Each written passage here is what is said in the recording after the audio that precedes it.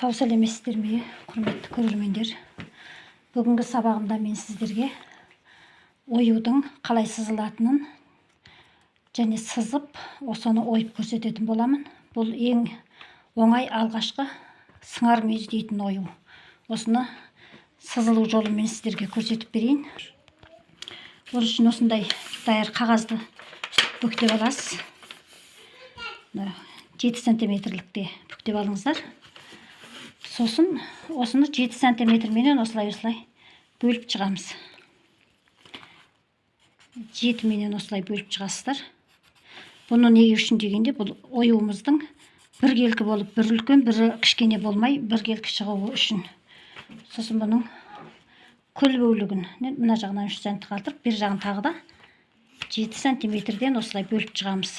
Алдымен осыны үйреніп алыңыздар.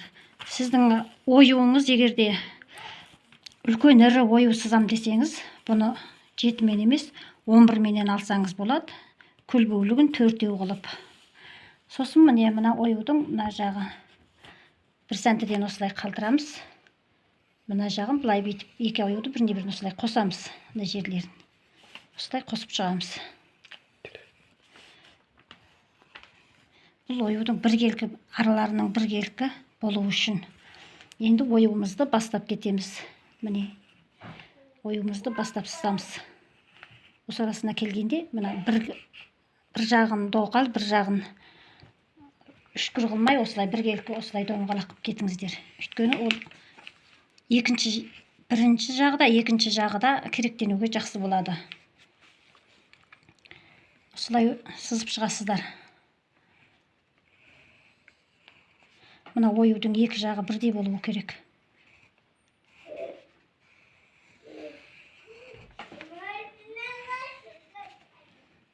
Ойған кезде осыны байқап ойып отырасыздар.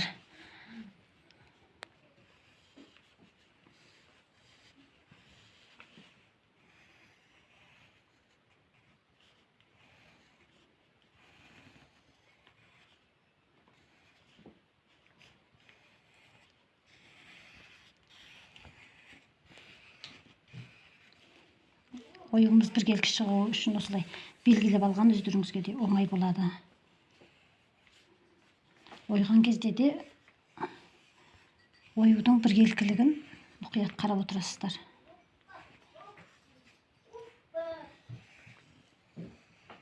Осылай жалғасып кете береді. Енді осыны ойып аламыз. Міне ойып алып мен ойдым. Осыны ойып, матаға сызып ойып қалдым. Сіздерге көрсетіп отырмын. Міне бұны осылай қылып жапсырып матаға.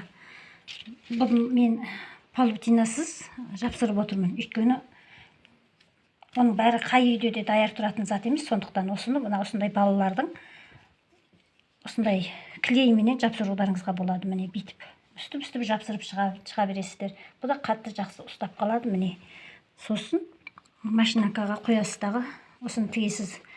Бұның ең бір жақсысы бұл шет ою деп айланады. Негізі осындай оюлардың шетіне саласыздар былай. Міне ұстып шет-шетіне салып осыны осылай көрсетіп берейін. Міне осылай тарылтып шет ою деп айтылады негізі. Шетіне саласыздар. Осымен менің бүгінгі сабағым аяқталды. Сіздерге ұнаған болса, каналға тіркеліп, қолдау білдіріп кетіңіздер. Келесі сабақта бұдан да түрлерін үйретемін.